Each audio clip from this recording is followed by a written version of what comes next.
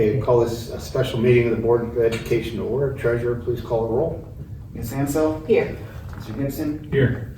Mr. Soul? Here. Mrs. Shutt? Here. And Mr. Gammon is absent. Okay, stand and join me in the Pledge of Allegiance. I pledge allegiance to the flag of the United States of America and to the republic for which it stands, one nation, under God, indivisible, with liberty and justice for all. Thank you. First item is superintendent's report. I'll just give you guys a quick update because this time of year, what's happening right now is our report card data is rolling in, and every time we get a new piece of data and they scrub the data for students that maybe don't count for us, it gets updated. So as of right now, with most of the components in, we are a 3.5 star district. Last year we were 3. Our achievement is a 3. We don't have our value added or what we call progress component yet, because that doesn't come until September. Gap closing with segments of the population like the economically disadvantaged and the racial makeup or special ed, that's what gap closing is. Are we closing gaps with our subgroups of students? We were 3. Graduation rate, we were 4 again. Early literacy, we were 3. And our college and career readiness, we were 4, which last year we were lower. So a little bit of bump right now, and depending on where value added is, and we're still waiting on 3rd grade math to be loaded. Our 3rd grade literacy, 69.8% of the students were proficient in the spring reading. That is higher than last year, which is great. Evidence that the work our K to, really all of our literacy staff with that initiative K to 5, and next year is 6th grade. But the K to 3 movement, is because that's what it's measuring, that's strong evidence that our science of reading initiatives that we started prior to the state mandating it is paying off. So good evidence there, and we're confident that if we can get a same value added score that we got last year, which was a 2, and that was lower than what we're accustomed to. But even if we got what we got last year, we're going to be a little bit higher rated this year than last year. So, and I'll update you with that and send it to you once we have an opportunity to send you another communication. So that's about it. Okay. Okay, we'll go to concerns of the board. Julie, I'll start with you. Do you have anything? I just was wondering where we are on the starting that landscape project. Well, we are under contract with Progressive Construction and Landscaping. It is a matter of timing and scheduling. So as of right now, we're looking at late July, early August, where that will be done. Would you let me know when they give you the date The when date? they're coming? I'd love to just come and talk to their foreman and just Absolutely. check in, do Yeah. a check in. Yeah, I think are doing the purchase order for that here next week when we hit the new fiscal year. Okay.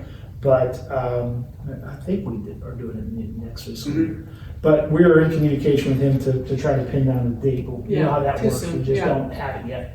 Yeah, Well, after it's 4th of depending on July. weather. After 4th But of he July. understands it, and they're a community member as well. They live out in, I believe it's Braceville, Caleb Yoho. So we are looking at, and we pick the color. We do have a kind of terracotta line of color for that. And it'll be a turnkey operation with graded, seeded straw. And then the goal, he understands, is to try and get this done before students return. So we're hopeful it's going to be early August at the latest. Good time Yeah. to do seeding. Yeah. Well, we'll water it. It's such a small area that if we do get into a dry spell. But I mean, but it's it is a like good cool time. nights. Yep. Oh, great, thank you. Yeah. Okay. Anything else? Mm-hmm. Tim, you have anything? No, I don't have. Karen? Yeah, I don't think. I don't have anything. So we'll move public participation. John, unless you have anything. Okay, we'll move into the agenda items. Turn it back over to Mr. Calderon. Okay. So when you look at your agenda there, a lot of routine stuff, as you know from prior meetings, but we've got a few new things on here as well. And we'll start with the board being recommended to authorize the treasurer to amend the permanent appropriations and the estimated certificate of resources as needed to close our current fiscal year, which is 2026. So moved. Second. Motion by Mrs. Ansell, second by Mr. Gibson. Any discussion? So, of all those documents I uploaded, this is approving the permanent appropriations and the amended certificate of resources. I uploaded 2 files for the permanent appropriations, one with the previous year's carryover and one without.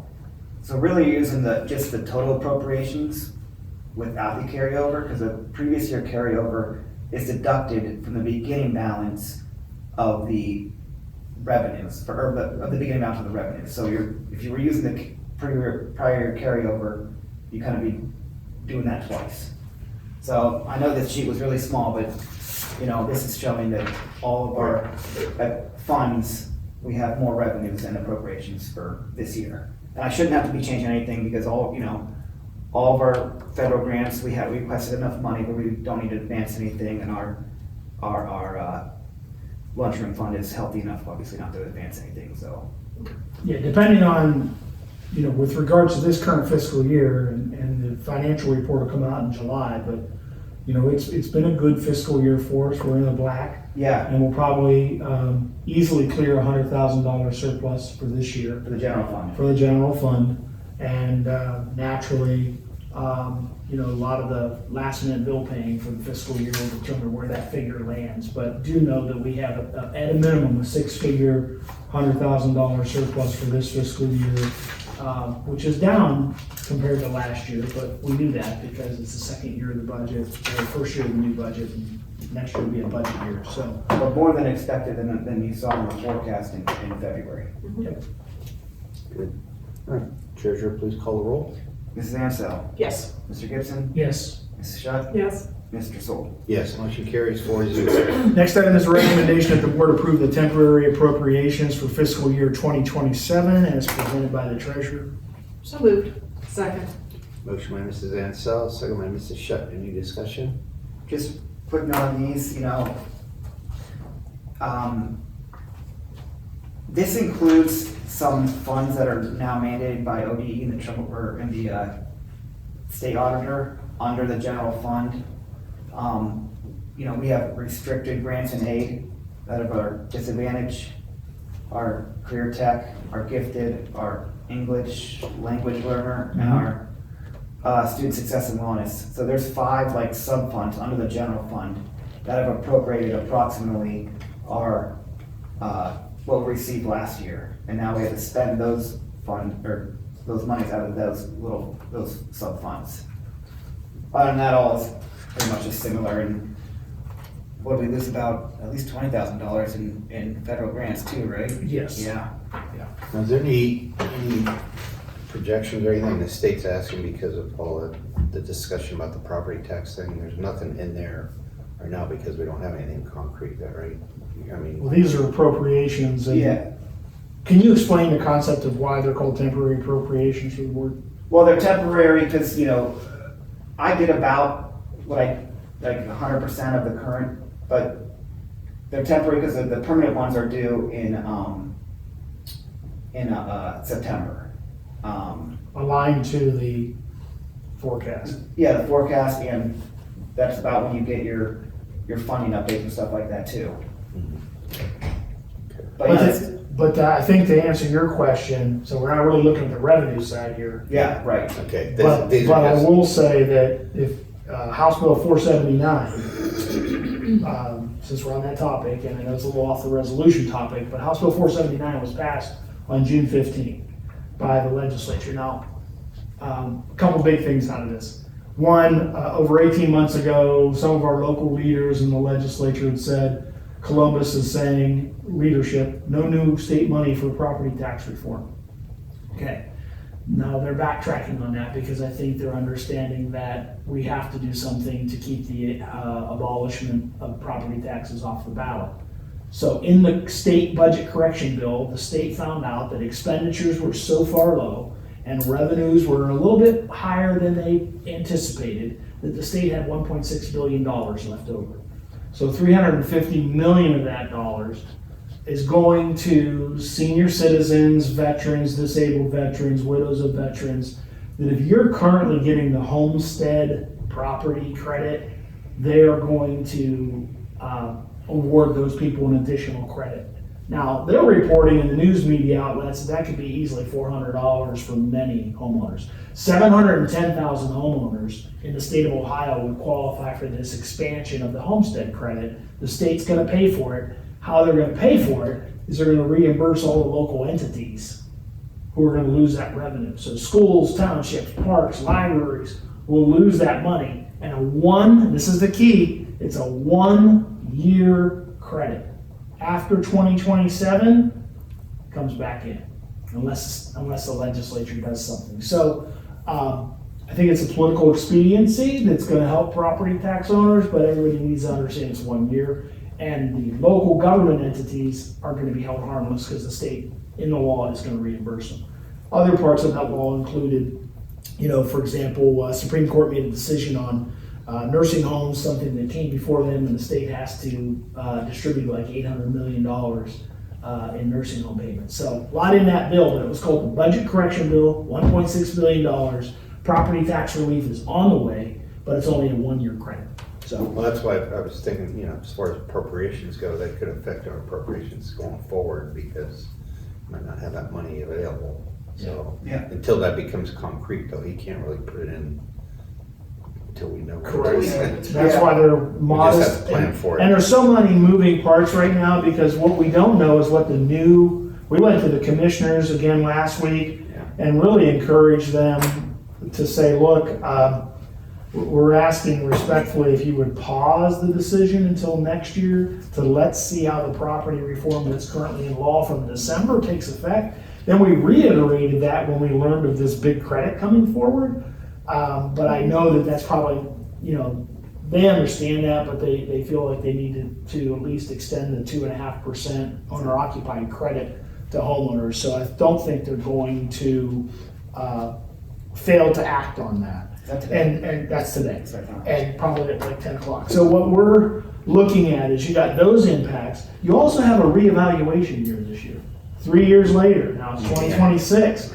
And so we don't know what the legislative acts the General Assembly took, what that's going to look like up against the reevaluations either. So a lot of unknowns moving forward. That's one of the benefits of being in a strong, healthy position right now because next year in the spring, we'll have greater clarity. A new budget cycle will be well underway, and we'll have to really hone in on what that tax collection impact looks like and require us to adjust accordingly. And aren't the Trumbull County Commissioners asking the state for like a moratorium on any, about? They are going to petition the state to freeze the reeval process.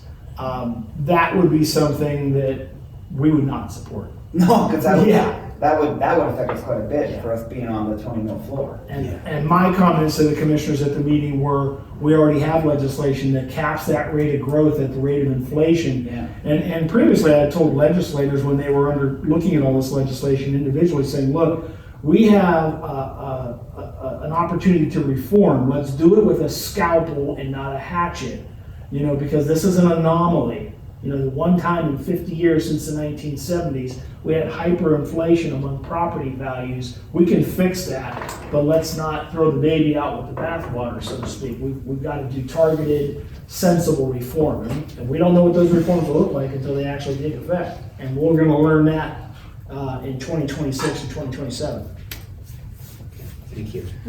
Treasurer, please call the roll. Mrs. Ansel? Yes. Mrs. Shutt? Yes. Yes. Mr. Gibson? Yes. Mr. Soul? Yes, motion carries 4-0. Next item on the agenda is a recommendation that the board authorize the treasurer to deposit monthly earned interest in fiscal 27 from the district's ICS account with Huntington National Bank into Fund 003-9005, the Permanent Improvements Facilities Fund. So moved. Second? Motion by Mrs. Shutt, second by Mrs. Ansell. Any discussion? Treasurer, please call the roll. Mrs. Shutt? Yes. Mrs. Ansel? Yes. Mr. Gibson? Yes. Mr. Soul? Yes, motion carries 4-0. Next item on the agenda is a recommendation that the board approve SORSA as a provider for insurance coverage for the district from July 1, 2026 through June 30th, 2027 in the amount of $87,557. So moved. Second. Motion by Mrs. Ansell, second by Mr. Gibson. Any discussion? So this is about $3,000 less than last year. I did obtain another quote from the Chase agency to quote a high school plan. They were about the same price, on the same valuation. I think the biggest difference for us with keep with Sorsa is the lower price from last year, and the limits on the liability. They're insuring 15 million per occurrence on a 17 million aggregate, whereas OSP is only, well, not only, but, well, it's 6 million per occurrence on 8 million aggregate. And secondly is, well, more of my experience with Sorsa at Matthews, being there longer, being with Sorsa longer, is they're, they kind of like, when they pay claims, there is like no issue with that at all. I don't think we've ever had a claim here at all, but before I started there, their first year with Sorsa, we had water damage at the gym and they replaced the gym floor. And then 4 years later, same thing, and they can replace the gym floor with like kind of no questions asked sort of. They played the claims pretty quickly. So I'm recommending Sorsa just based on those things alone. So And why is it $3,000 less? what's that? Loyalty? No, their explanation was that they kind of had a better year in profit. So their premiums were, I think he said, $800,000 more than their claims were last year. So they were able to disperse that savings to the members. And Sorsa also is a nonprofit. So that's why they were able to come with a lower price, because they had more funds. According to, Woolham Insurance. So it's nothing to do with back and coverage? No. We're covered at the same exact Right. rate that we've always been covered. Nice. Yeah. Well, thank you you were, shopping that, weren't you? Yeah, and these are, right now, these are kind of the only two games in town to get property liability insurance in Ohio, because they're both pooled like consortiums. So Source has about, like, according to him, like 160. OSP has a lot more, but I'm comfortable staying with Source. Great. Thank you, appreciate it. Now, the savings between the two is negligible. Yeah. Right. And what we don't want to be doing is hopping on Yeah. price alone just for an Right. extra $1,100 Yeah. bucks. Oh, yeah. Not worth it. And then No, like, when the aggregates are significantly different, Yes. that Right. matters. It does. Yep. Yeah. it's not a service you don't want to Yeah. flip flop every year too. Right. Yeah. Mhm. All right, appreciate that. Treasurer, please call the roll. Mrs. Ansell, Yes. Mr. Gibson, Yes. Mrs. Shutt, Yes. Mr. Soul. Yes, motion carries 4-0. Next item on the agenda is a recommendation for the board to pass the following resolution, which you can see there before you. I will not read through it, but basically it is, in a summary, be it resolved that the Board of Education of LaBrae Local School District, a majority of the quorum of the board, concurring that the board desires to authorize the drawing of a warrant on the following items. And those following items are purchase orders that were created after the invoice date. And so that's a then and now certificate, meaning the money was there then and it's there now, and the treasurer then is authorized to pay it. And this is a typical practice that treasurers use. However, a couple years ago, the auditor said that we probably need to get these board approved. So this is the second time that we're asking the board to approve these, okay? And quick note of that, I think it's an board policy that these are POs also that are over $3,000. I can then and now ones that are under $3,000 just by signing up, but if they're over $3,000, they should go to the board for approval. Need a motion? So moved. Second. Motion by Mr. Gibson, second by Mrs. Ansell. Any discussion? The last thing I would say is if you look down that list, really what we're gonna try to do is try to get some of these purchase orders in place as, blanket POs prior to the start. And because when you look down the list, Diamond Fundraising, Yeah, exactly. All-American Sports, Walsworth, that's a yearbook. Diamond Fundraising, DVS days for like senior banquet, okay? Packer Music Hall for graduation. Those are all purchase orders that are initiated by people outside of this office. So a lot of times, we're not informed that they're initiating these activities until the invoice comes in. And then, but conversely, we're also not communicating well enough to them, hey, get a blanket PO in place when you contract with these fundraising companies. You know what the history is, put a PO in for $12,000. Estimate, Yeah, and so, for example, with Packard Music Hall, I've talked to our accounts payable clerk, Ms. Amato. We already have the PO in place for Packard Music Hall for next year's graduation, ready to go. So we're gonna avoid that. All right, Treasurer, please call the roll. Mr. Gibson, Yes. Mrs. Ansell, Yes. Mrs. Shutt, Yes. Mr. Soul. Yes, motion carries 5-4-0. Next item on the agenda is a recommendation that the Board of Education employ Ethan O'Connell as a classified employee with a 1-year limited contract in a position as a complex custodian effective July 1, 2026. So moved. Second. Motion by Mrs. Shutt, second by Mrs. Ansell. Any discussion? Ethan has been working as a sub the last 2 months in the complex, and had a meeting with him last week, and we're excited about moving forward. He's eager to do it, and making some progress as a new person in the role of custodian. Treasurer, please call the roll.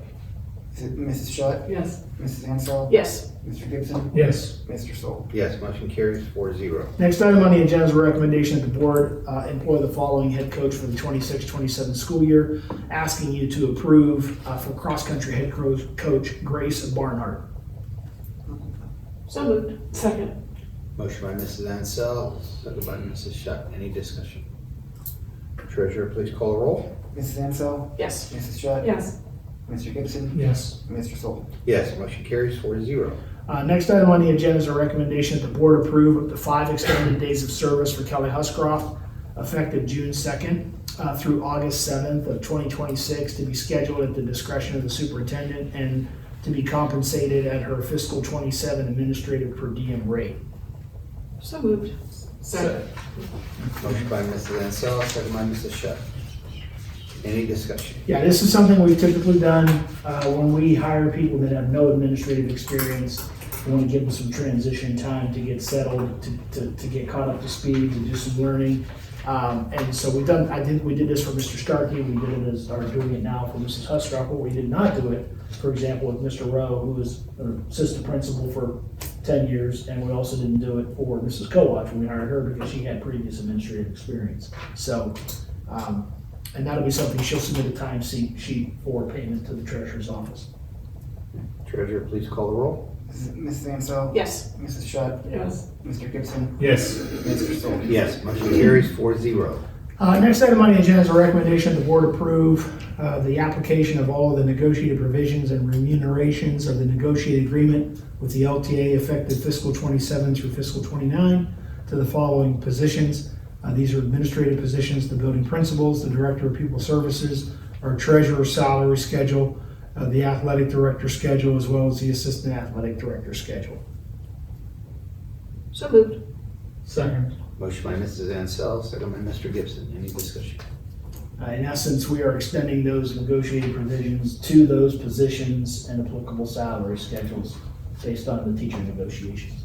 All right, Treasurer, please call the roll. Mrs. Ansell, Yes. Mr. Gibson, Yes. Mrs. Shutt, Yes. Mr. Soul. Yes, motion carries 4-0. And lastly, the recommendation for the board to approve the memorandum of understanding with OPSI Local 278 and classified employee Scott White for fiscal year 27. Again, this is the administrative arrangement we've had for the last, I think, 3 years with the union and Mr. White for administrative duties that he takes on in the area of maintenance. So moved. Second. Motion by Mrs. Shutt, second by Mrs. Ansell. Any discussion? I'm glad that Scott agreed to continue doing that. It helps us out a lot. Treasurer, please call the roll. Mrs. Shutt, Yes. Mrs. Ansell, Yes. Mr. Gibson, Yes. Mr. Soul. Yes, motion carries 4-0. Anything else? All right, I need a motion to adjourn. So moved. Second. Motion by Mrs. Ansell, second by Mrs. Shutt. All in favor? Aye. Opposed? We are adjourned. Thank you Okay. very much.